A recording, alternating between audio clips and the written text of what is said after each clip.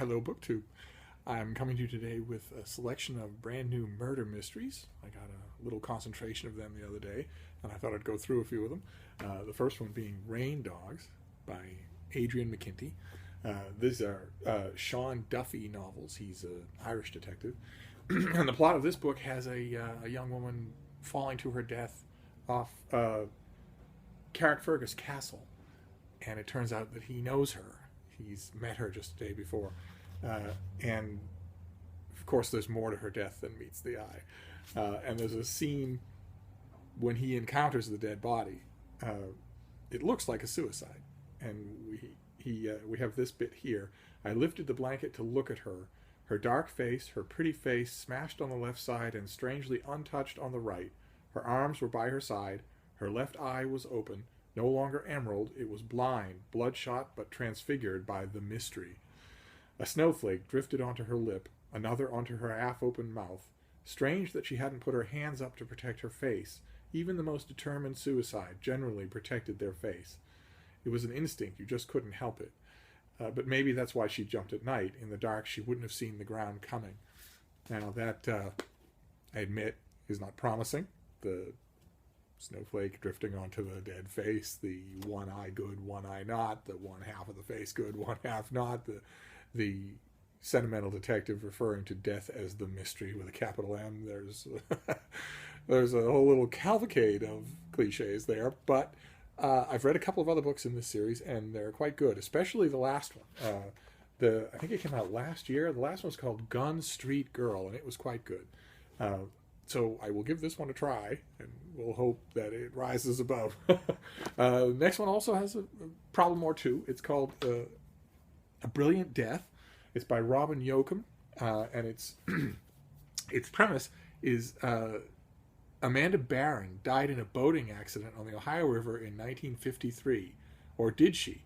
While it was generally accepted that she had died when a coal barge rammed the pleasure boat she was sharing with her lover, her body was never found. Now, as any of you are fans of Jaws as much as I am, know it's never just a boating accident.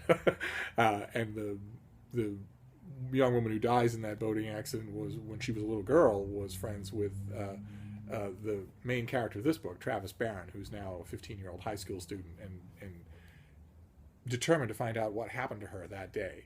And there's a scene, I've got about 150 pages into this so far. I wanted to share this. There's a scene where he's trapped in the hideout of a bad guy. And the man doesn't know he's there. He's hiding. He's trying hard not to make any noise so he won't be discovered. And he's sure that he's not going to live. He's sure that this man is going to find him and kill him. And he thinks, it had been a good life, I suppose, for someone who had yet to see his 15th birthday. Besides never having had sex or gotten drunk, I don't know that I missed all that much, although sex is obviously a big thing to die without, I would think. It was, however, too late to remedy that, as I figured my death was imminent. Now, you can see the problem with that right away. That is not a 15-year-old. That is a 50-something author putting himself inside the head of a 15-year-old, and not particularly well. I've noticed that throughout here. I kind of wish that Robin Yocum had decided on a different narrative technique than having a teenager for his main character. But there's still time for him to pull out a win. And the next two are already wins. I know this already because I read the first one. I just got a copy of Death Sits Down to Dinner. This is an Edwardian murder mystery series by Tessa Arlen, starring Clementine Talbot, who is Lady Montfort.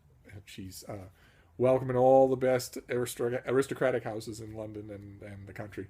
And it's very much for Downton Abbey fans, because she dabbles in mystery and helps and solves them with the help of her crusty, extremely pragmatic housekeeper, Mrs. Jackson. The